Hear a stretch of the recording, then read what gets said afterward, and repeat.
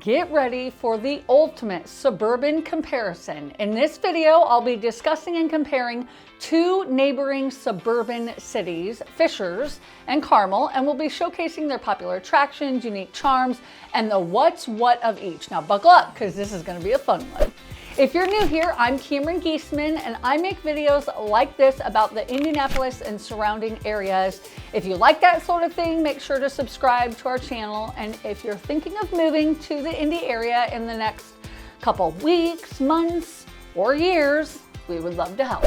Now in this video, I'm not going to be pinning Fishers and Carmel technically against each other, and one isn't necessarily better than the other, but everyone has preferences, and I want to give you as much information as I can in case you're trying to decide between moving to the two cities.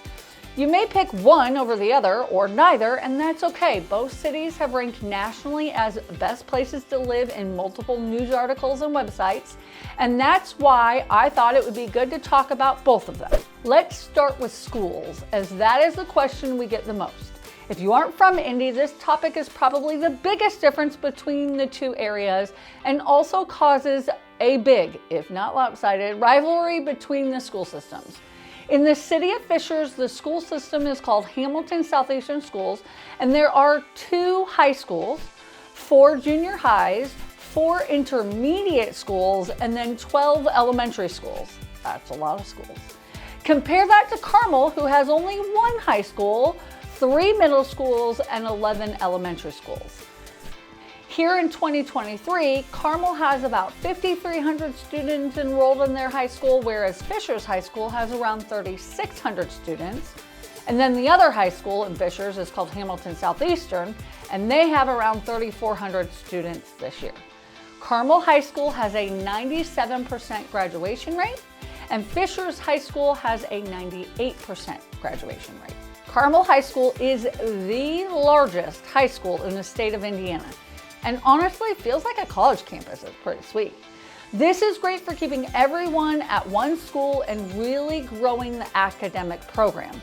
But if you have kids that are trying out for sports, it's going to be considerably more difficult for them to make a team.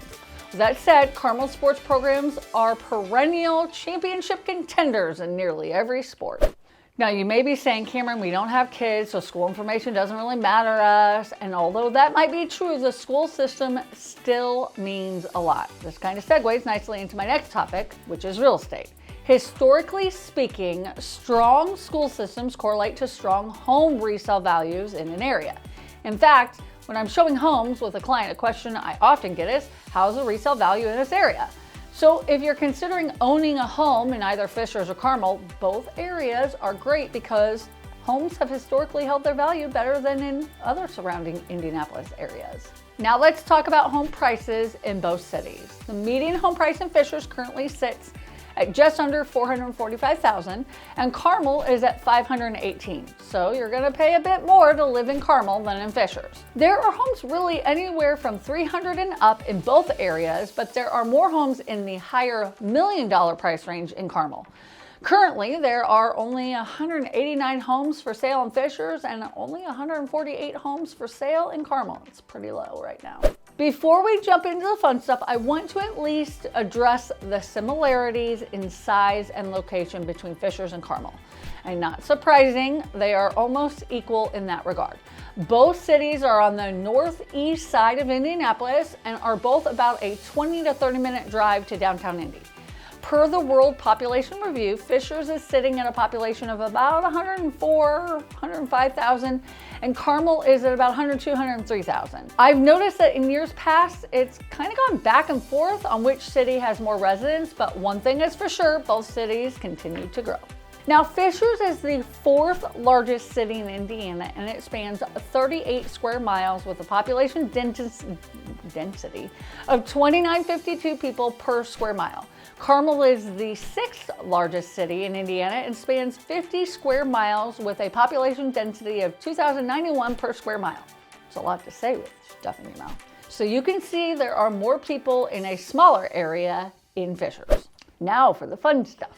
If you need a large variety of shopping and dining options close to you, then you really can't go wrong with living in either city. Fishers has worked really hard to grow its downtown area, which is called the Nickel Plate District. There used to be an amazing pub called Nickel Plate that had the best breaded tenderloins this side of the tracks, but sadly it's gone. And in its place is an amazing downtown area with lots of shopping and dining. Now, Fishers also has a Nickel Plate amphitheater where they have events and free concerts all throughout the summer. Fishers removed the railroad tracks that ran through the town, kind of to compete with Carmel, and replaced them with a walking trail that residents are loving. There's also the Yard, which is along 116th Street, but on the other side of 69. In the Yard, you'll find the Test Kitchen, Chicken Salad Chick, Rise, and more, along with a brand new event center and Indy Fuel hockey headquarters. Super excited because the new event center will seat about 8,500 people, which is projected to bring some pretty awesome events and concerts to the Fishers area. We're hoping for Taylor Swift. Carmel honestly paved the way with the work, play, live concept with their downtown area, which is called the Arts and Design District, which is pretty freaking amazing. There's so much to do and really all within walking distance because the Monon Trail runs through the downtown area all the way to Westfield and also all the way to downtown Indy. Along Main Street in Carmel, you'll find beloved locations like Bub's Burgers, Joe's Butcher Shop, Anthony's Chop House, and so much more. Now, head south on Main Street and you'll find the Palladium Center for Performing Arts, the Booth Tarkington Civic Theater, Cake Bake, and so much more. If you're into the arts, then Carmel really is the place to be. Fishers is trying but has a ways to go. And when new trends are brought to the state, Carmel is usually where they land. Now, with that being said, Fishers just got the first alcohol-free coffee and cocktail bar, Memento Zero Proof, which we gave a big thumbs up when we tried it out. Both Fishers and Carmel also have traditional shopping locations like Walmart, Target, Kroger, Kohl's, Meijer, and so on. So there's not really many differences there. But if you have a favorite traditional store, either city likely has it, or at most, it's a close drive.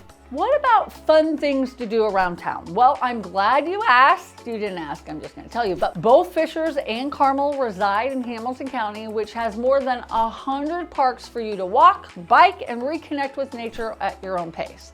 One of our favorite parks is Flat Fork Creek Park in Fishers, which has a huge hill that you can sled down in the winter, in addition to walking trails through the forest with observatory posts to watch nature. Both Fishers and Carmel also have multiple golf courses with membership options in addition to the ever popular Top Golf in Fishers. Now look, I by no means am a golfer, but I have fun taking our boys to Top Golf and hitting a few golf balls. Our favorite place to go in Carmel is the water park in Carmel, which has a flow rider where you can surf the waves. There's 2 huge water slides, a lazy river, a lap pool, a snack bar. I can go on and on. Pro tip that we like is make sure to reserve a cabana so that you have your own spot in the shade if you plan on being there all day. And also show up early. There's usually a long line. Okay, so there you have it. A quick overview of both Fishers and Carmel. Honestly, 2 fantastic suburbs on the north side of Indy. Is there anything you think I left out that you'd like to know more about? And then let me know in the comments below. If you like this video, then please click the like button and also make sure to subscribe. That way you don't miss any of our new videos in the future. Thanks for watching, and I'll catch you in the next one. Bye.